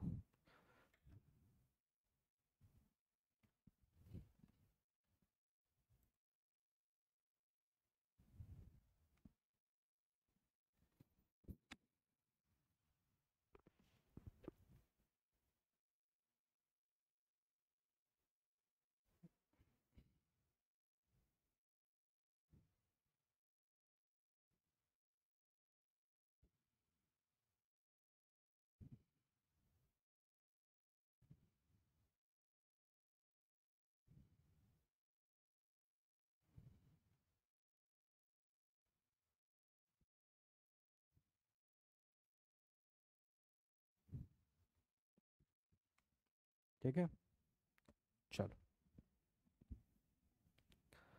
इसमें जो सबसे पहला सिलिकेट है उसको हम लोग बोलते हैं ऑर्थो सिलिकेट।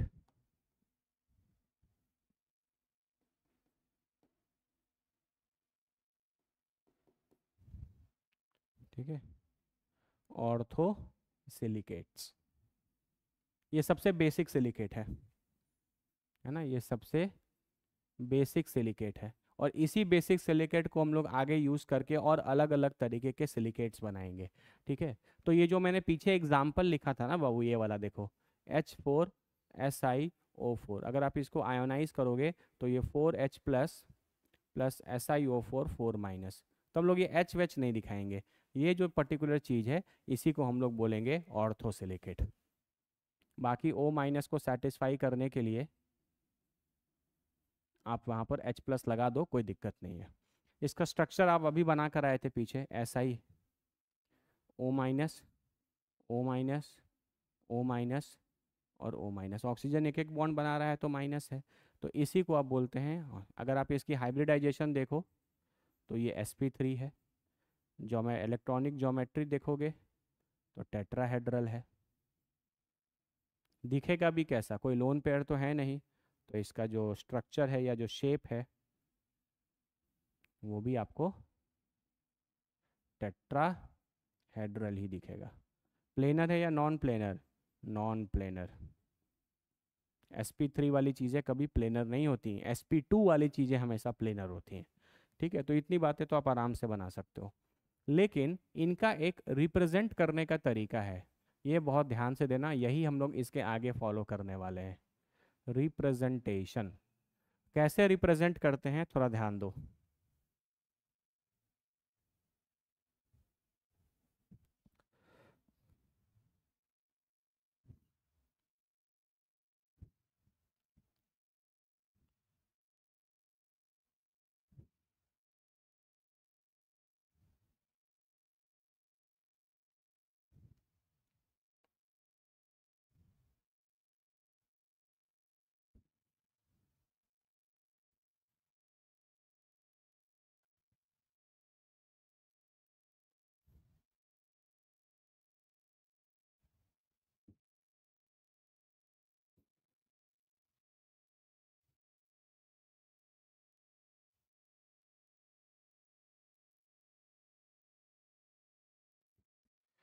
ठीक है, ये जो है ये रिप्रेजेंट करने का तरीका है। देखो यहाँ पर एक ब्लू कलर का चीज़ आपको दिख रहा है, यहाँ पर ऐसा ब्लू कलर का डॉट मैंने सेंटर में दिखाया है, तो this is your silicon atom.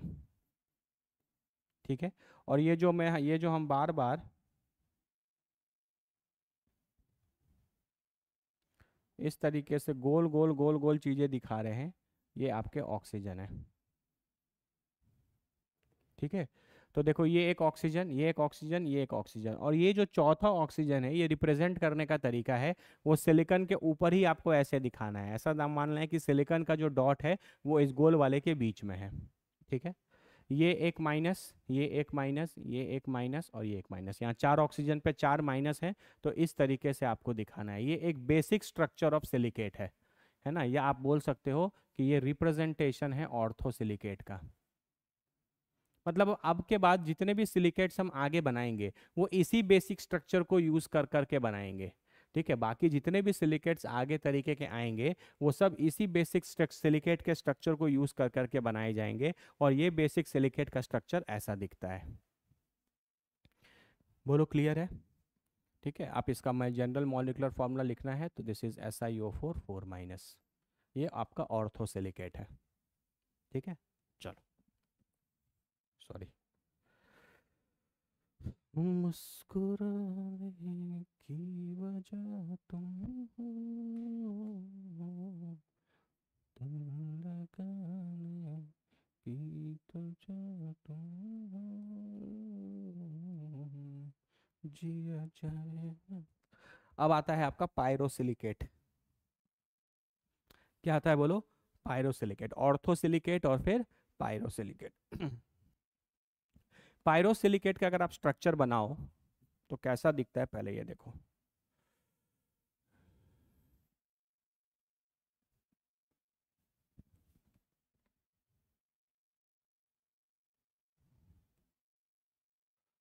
ऐसा है।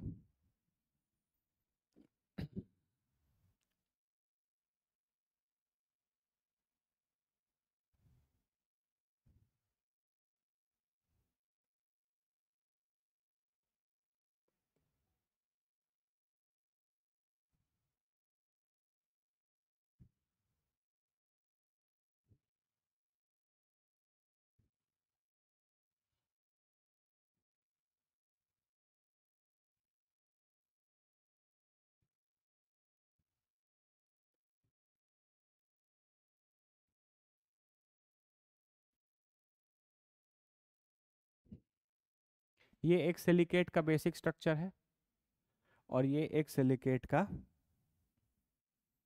बेसिक स्ट्रक्चर है। ठीक है, आप क्या करोगे, इन दोनों सिलिकेट को आपस में ज्वाइन कर दोगे with the help of this oxygen. ये जो दो सिलिकेट्स हैं, ये वाला एक सिलिकेट, ये वाला एक सिलिकेट, ये वाला एक सिलिकेट, ये दोनों आके ज्वाइन हो गए इस वाले से। ठीक है, तो ये जो सिलिकेट आपका बना है इसको आप बोलते हो पायरोसिलिकेट। अब देखो यहाँ इंपॉर्टेंट बात है, इसके एक बेसिक यूनिट का आपको फॉर्मूला लिखना होगा। ठीक है, इसके एक बेसिक यूनिट का आपको एक फॉर्मूला लिखना होगा। तो अगर आप ध्यान से सोचो तो ये आपका एक बेसिक यूनिट होगा। इस बेसिक यूनिट में आपको एक सिलिकॉन दिखेगा। ठीक है, ये ऑक्सीजन, ये ऑक्सीजन, ये ऑक्सीजन, तो पूरे पूरे एक एक ऑक्सीजन है। तो ऐसा ही तीन ऑक्सीजन हो गए। लेकिन ये वाला जो चौथा ऑक्सीजन है ये तो इसका भी पार्ट है और इसका भी पार्ट है। तो एक ऑक्सीजन अगर दो जगह बट रहा है तो उसमें एक जगह का कंट्रीब्यूशन कितना आएगा? आधा। देखो ये वाला जो ऑक्सीजन है बीच में वो इस वाले स्ट्रक्चर का भी हिस्सा है और इस वाले स्ट्रक्चर का भी हिस्सा है, मानते हो? ठीक है, तो ये जो ऑक्सीजन है वो इस स्ट्रक्चर का भी हिस्सा है, इस स्ट्रक्चर का भी हिस्सा है। तो एक ऑक्सीजन दो जगह में बट रहा है तो उसके एक जगह का कंट्रीब्यूशन कितना आएगा? 1/2। तो यानी तीन ऑक्सीजन पूरे पूरे हो गए और एक ऑक्सीजन आपका आधा बचा, मतलब 3.5। तो उसको लिखेंगे O7/2। SiO7/2, 3.5 ऑक्सीजन हो गए एक बेसिक यूनिट में। नेगेटिव चार्ज पे चलो, नेगेटिव नेगेटिव नेगेटिव। लेकिन ये वाला जो ऑक्सीजन है वो तो अब इस वाले सिलिकॉन से भी और इस वाले सिलिकॉन से भी कनेक्टेड हो गया। तो ये वाला जो ऑक्सीजन है ये तो नॉर्मली दो बॉन्ड बनाने लगा। और दो बॉन्ड्स अगर बनाने लगा क्योंकि वो इधर के भी सिलिकॉन, ये जो ऑक्सीजन है वो इधर के भी सिलिकॉन से कनेक्टेड है और इधर के भी सिलिकॉन से कनेक्टेड है। तो ये तो दो बॉन्ड बना रहा है, तो दो बॉन्ड बनाएगा तो ये इस पर क्या हो जाएगा? ये न्यूट्रल हो जाएगा, इस पर कोई चार्ज नहीं आएगा। तो ओवरऑल -3 रहेगा। SiO7/2 ये चीज़ है। ठीक है, तो अब इस पूरे का फॉर्मूला क्या लिखोगे? ऐसी चीज़ें दो हैं तो ये दो दो कर देना है। SiO7/2 3 माइनस, तो ये क्या हो जाएगा, 2 सिलिकॉन Si2, ये 2 से 2 कट जाएगा, ये हो जाएगा O7 और ये हो जाएगा 6 minus. This is the formula for pyrosilicate. This is the structure of pyrosilicate. या SI देखो, SiO4 4 माइनस ऑर्थोसिलिकेट है, लेकिन Si2O7 6 माइनस जो है वो आपका पायरोसिलिकेट है। जैसे बता रहे हैं वैसे ही ध्यान रखो, बहुत इंपॉर्टेंट है। फिर से देख लो एक बार, ये वाला और ये वाला दोनों आपस में कनेक्टेड हो गए with the help of this oxygen. ठीक है, तो यहाँ पर अगर आप ध्यान से इस स्ट्रक्चर को देखो तो इसमें एक बेसिक यूनिट का स्ट्रक्चर निकालने के लिए हमेशा सीखो। तो एक बेसिक यूनिट में कितनी चीजें हैं, एक सिलिकॉन है, एक सिलिकॉन लिख दिया, एक दो तीन ऑक्सीजन तो पूरे पूरे हैं, लेकिन एक ऑक्सीजन इस वाले से भी जुड़ा हुआ है, इस वाले से भी जुड़ा हुआ है, तो एक ऑक्सीजन दो जगह बट रहा है, तो एक जगह का कॉन्ट्रीब्यूशन कितना आएगा, 1/2।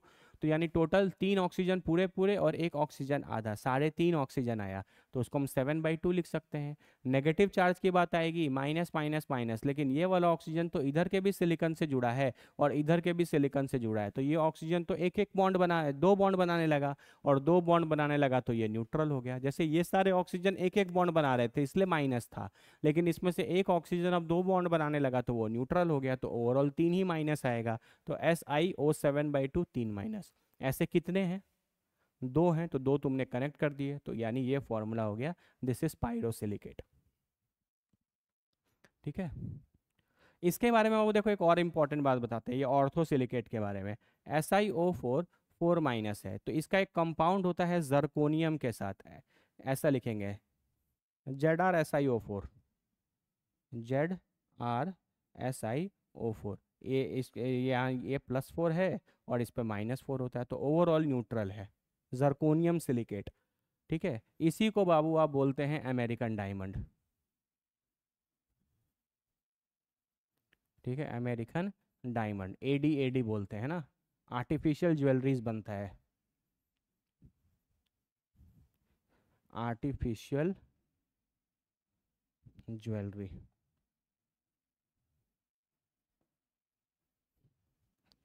ठीक है, आप जनरली देखे होंगे कॉस्मेटिक वगैरह की दुकान में लड़की लोग या जो लेडीज लोग होती हैं वो लोग AD का नकली जो सेट्स वगैरह है, मतलब दिखने में डायमंड जैसा दिखता है लेकिन ओरिजिनल डायमंड होता नहीं है ना। तो basically American diamond is nothing but zirconium silicate, है ना। ये जो सिलिकेट है यही इसी का जर्कोनियम के साथ जो कंपाउंड है, इसको आप अमेरिकन डायमंड बोलते हैं। ठीक है, तो ये बेसिकली बाबू आपका एक आर्टिफिशियल ज्वेलरी जैसा है। आप देखना मार्केट में लिखा भी रहेगा, जो कॉस्मेटिक शॉप्स रहता है ना उसमें देखना लिखा रहता है AD ज्वेलरीज या आर्टिफिशियल ज्वेलरीज, तो उनके लिए आप AD का इस्तेमाल करते हैं, है ना। तो ये दो पहले टाइप के, ये सबसे बेसिक सिलिकेट है। अब जितने भी सिलिकेट्स हम आगे बनाएंगे वो इसी को यूज कर करके बनाएंगे, तो एक बार इनको अच्छे से देख लो।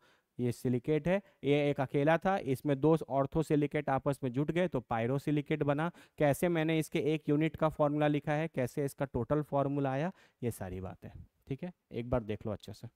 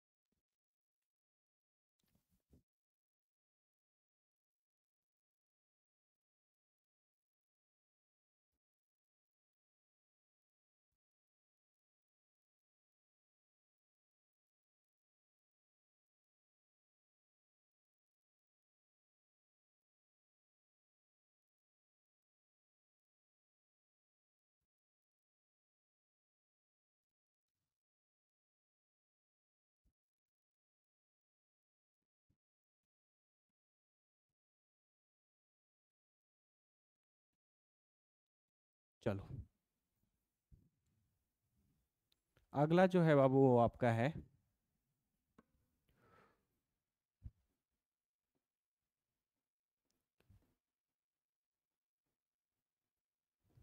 Cyclic silicate. ठीक है, तो फिर से हम अपना अपना वो बेसिक यूनिट बना लेते हैं पहले।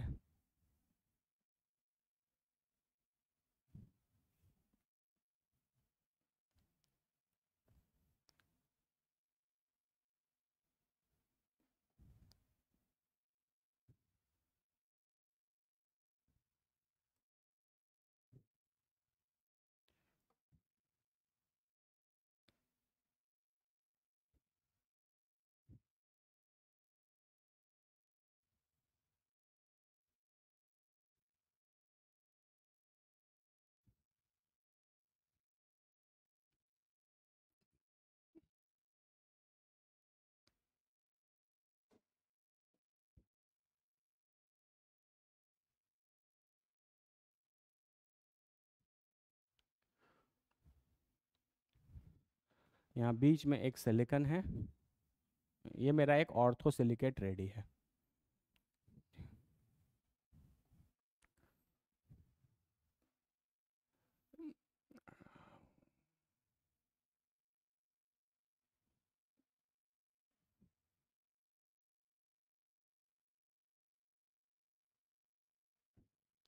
इस तरीके का जो स्ट्रक्चर बन रहा है ये आपका एक साइक्लिक सिलिकेट है ना। अगर आप ध्यान से देखो तो इसमें दो ऑक्सीजन एटम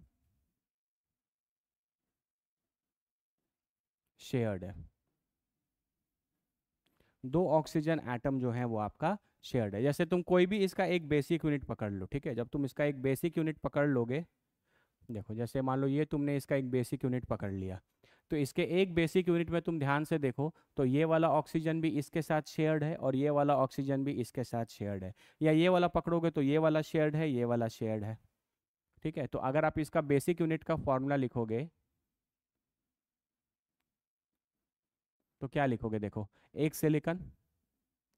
अच्छा, ये ऑक्सीजन और ये ऑक्सीजन तो फुल है, मतलब पूरे कंप्लीट एक एक हैं, लेकिन ये ऑक्सीजन दो जगह में बटा, तो एक जगह का कंट्रीब्यूशन 1/2 आया, और ये वाला ऑक्सीजन भी दो जगह बटा, तो इसका भी एक जगह का कंट्रीब्यूशन कितना आएगा, 1/2। तो ये आधा और ये आधा मिलके हो गया टोटल 3। और नेगेटिव चार्ज की बात करोगे तो यहाँ एक माइनस आएगा, यहाँ एक माइनस आएगा, ये सिलिकॉन फिर दो, ये ऑक्सीजन फिर दो बॉन्ड बना रहा है, इस वाले सिलिकॉन के साथ भी और इस वाले सिलिकॉन के साथ भी, और ये वाला ऑक्सीजन भी दो बॉन्ड बनाएगा, इस वाले सिलिकॉन के साथ भी और इस वाले सिलिकॉन के साथ भी। तो ओवरऑल दो ही माइनस रहेगा।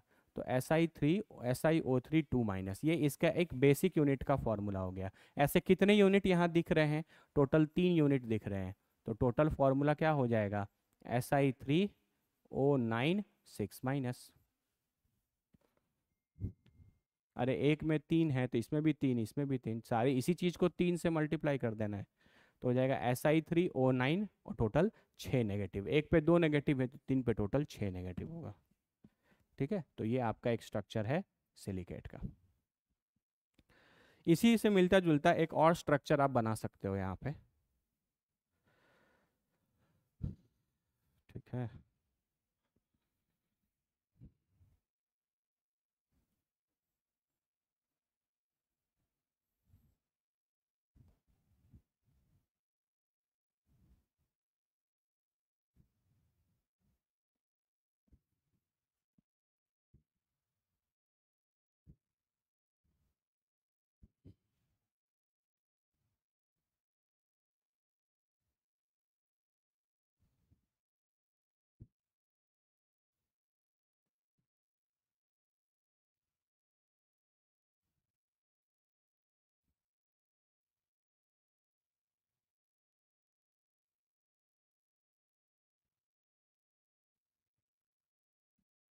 ठीक है, ये एक बेसिक है। इसका एक स्ट्रक्चर बाबू ऐसा भी होता है।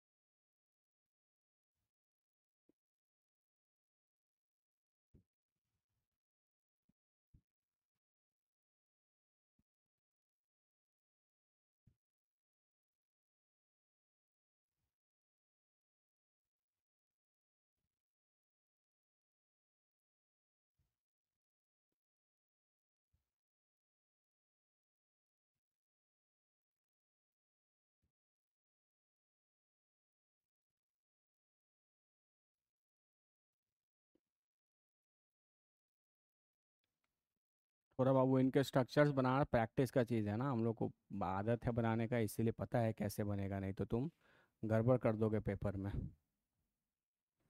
इसीलिए थोड़ा सा ध्यान से इनके स्ट्रक्चर्स वगैरह बनाने।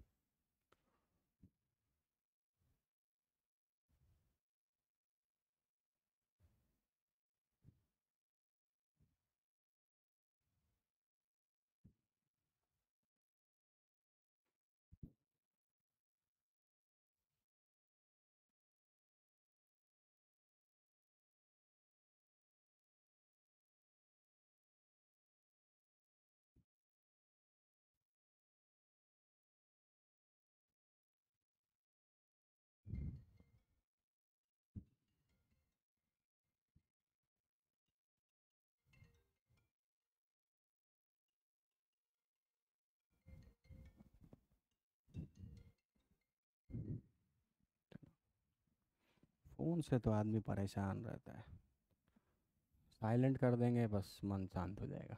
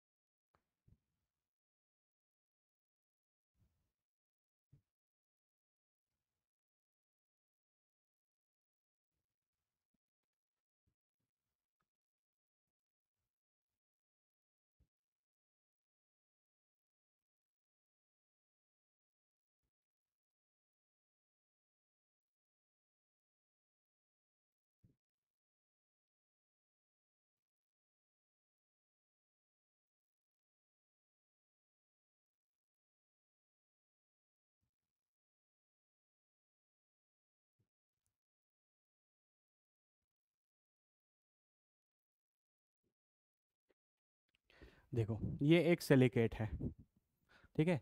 इसको बनाने का एक तरीका क्या होता है, देखो ये सारे जो है ना वो बीच में मिलके एक हेक्सागन बनाएंगे, है ना। बीच में जो स्ट्रक्चर बन रहा है बाबू वो एक हेक्सागन का बन रहा है। थोड़ा प्रैक्टिस करोगे ना तो चीज़ें क्लियर हो जाएंगी।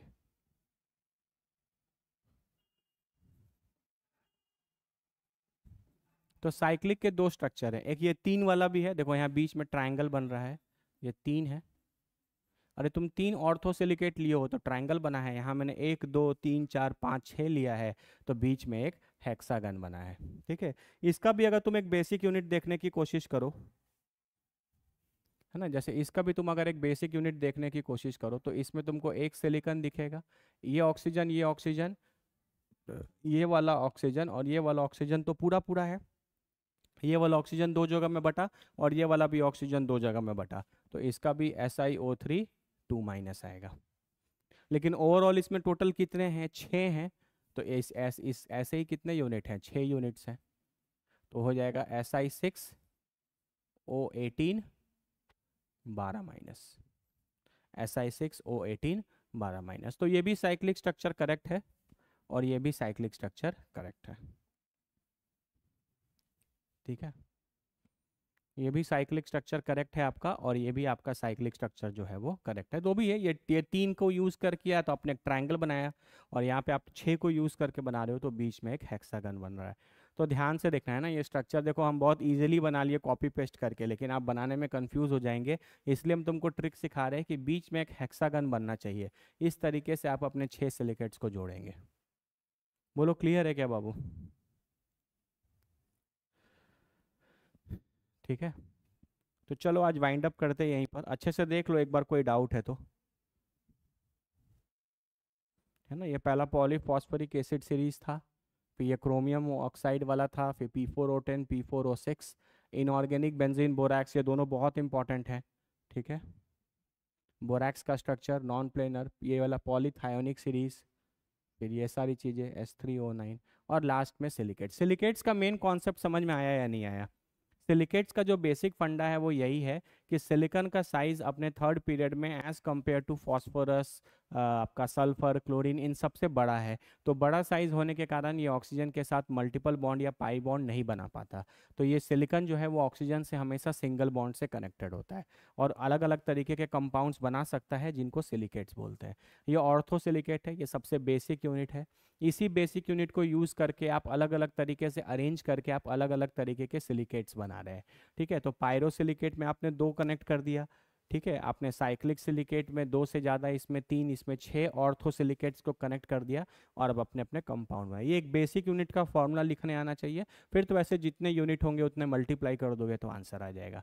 बेसिक यूनिट, ये जो बेसिक यूनिट का फॉर्मूला है वो इंपॉर्टेंट है। यहाँ पे भी बेसिक यूनिट SiO3 2- ही था, यहाँ पे भी बेसिक यूनिट SiO3 2- ही है। क्यों? क्योंकि मेन तो है ये भी साइक्लिक है, ये भी साइक्लिक है, इसमें भी दो ऑक्सीजन एटम शेयर्ड है, ये एक इम्पॉर्टेंट है। पायरो वाले में कितने ऑक्सीजन एटम शेयर्ड थे? इस वाले में एक ऑक्सीजन, तो आप लिख सकते हो पायरो में वन ऑक्सीजन एटम शेयर्ड है।